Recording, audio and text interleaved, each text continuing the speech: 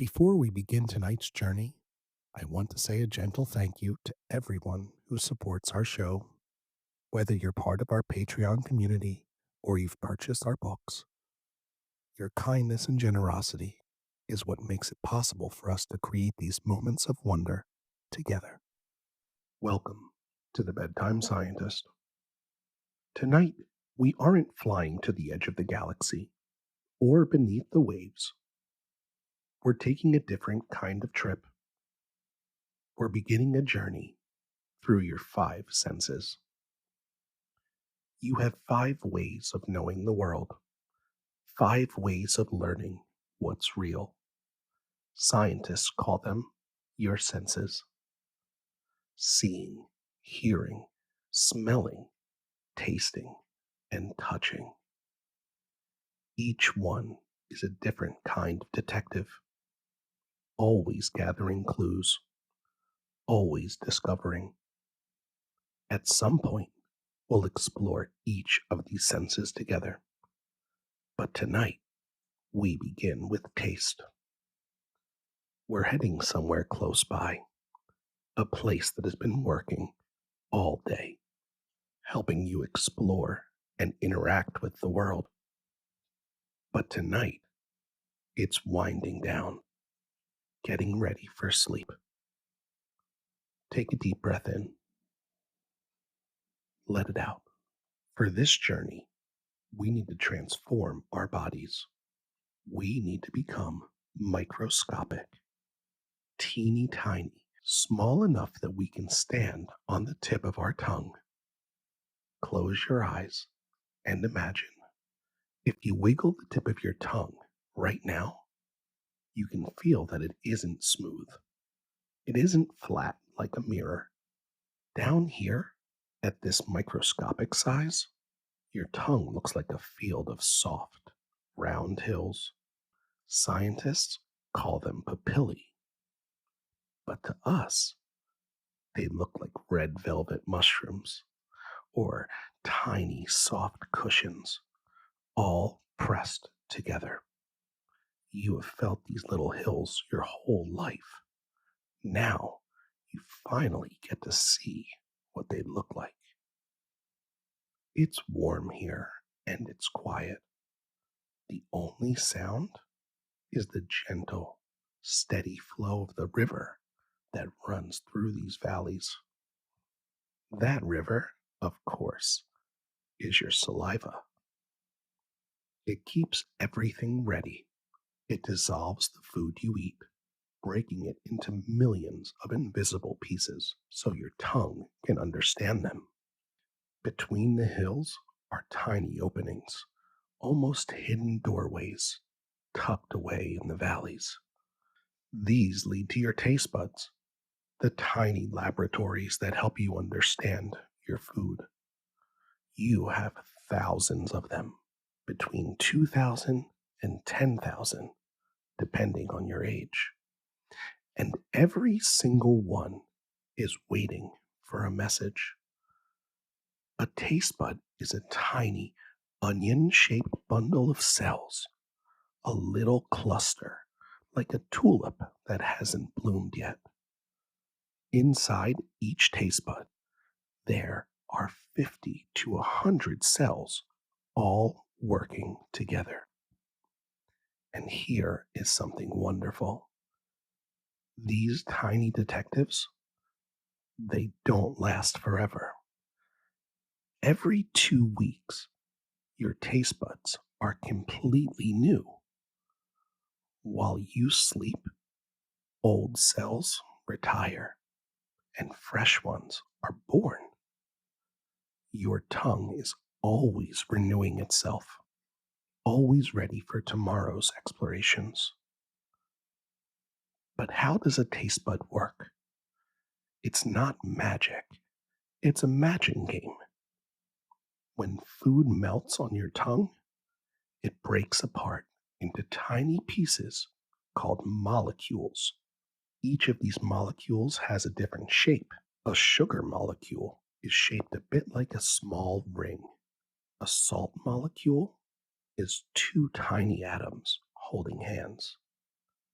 A sour molecule from a lemon has little edges that feel sharp.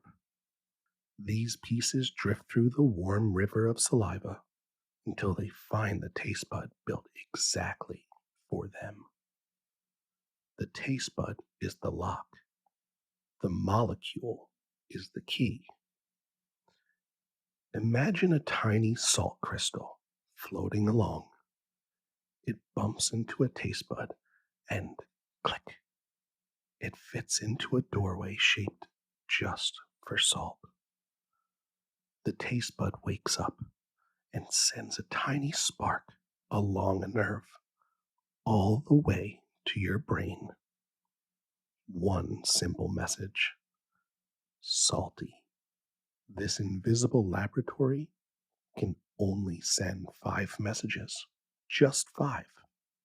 Your brain mixes them together to paint a picture of every flavor in the world. From birthday cake to broccoli, the first message is sweet. This is the taste of energy. It's the taste of summer fruit, honey, and warm sunlight.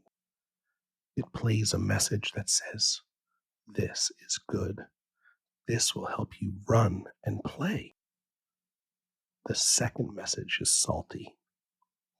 This is the taste of the sea. Our bodies, you see, are made of salt water, just like the ancient oceans. It's the taste of minerals and balance. It helps your muscles work and your nerves send their messages. The third is sour. This is the bright, sharp taste of lemons or green apples, the tang of vinegar or yogurt. It's a curious taste. A little bit is refreshing, but too much, that's your tongue's way of checking for safety, saying, pay attention, this might not be ripe yet. The fourth is bitter. This is the deep, earthy taste, the taste of dark chocolate or coffee or the stems of plants. It's the careful taste. Your tongue has more detectives for bitter than any other flavor.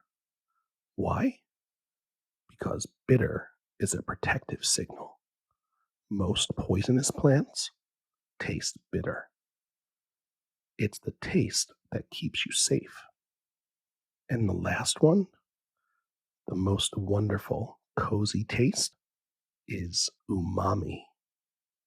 It's a Japanese word that means deliciousness. It's the deep, savory taste of comfort. A warm bowl of soup, mushrooms, aged cheese. The taste of Thanksgiving dinner, rich and satisfying. It's the taste of protein, a signal that says, this is nourishing. This will help you grow. So, sweet, salty, sour, bitter, and umami. Is that all? Take a deep breath in. Let it out. There's a missing piece to our puzzle. Your tongue has a partner. Your tongue can send those 5 simple messages, but your nose, it can detect 10,000 different scents. When you chew, tiny aromas rise up into the back of your nose. Your tongue says sweet and salty. Your nose adds strawberry or orange. Your tongue is the detective. Your nose is the storyteller.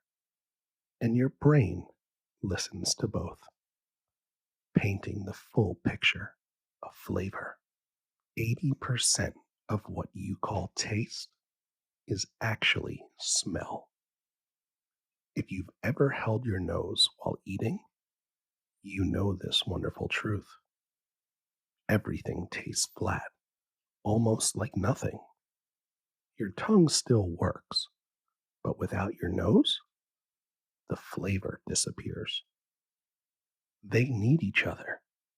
They're a team working in quiet harmony. But now the day is done. The last meal is finished. The invisible molecules have all floated away. The laboratory is quiet. The river is slow. The hills are resting. The little locks on the taste buds are empty. Your tiny detectives are sleeping. When you were a baby, you had even more taste buds than you do now. As you grow, some of them retire. Your tongue gets a little quieter each year. But that's okay. It means you're learning, growing, becoming. And tonight, while you sleep, some old taste cells will retire and new ones will be born, ready to help you explore tomorrow. Everything feels calm, quiet, still. The master artist in your brain is resting too. You are ready to drift into your own gentle dreams. And just before you drift off, I want you to know something about you. Your mind is a wonderful thing. It can shrink down to microscopic size. It can discover that most taste is actually smell. It is curious in all the right ways. And I like your mind just the way it wonders. I'll be back again soon to wonder more with you.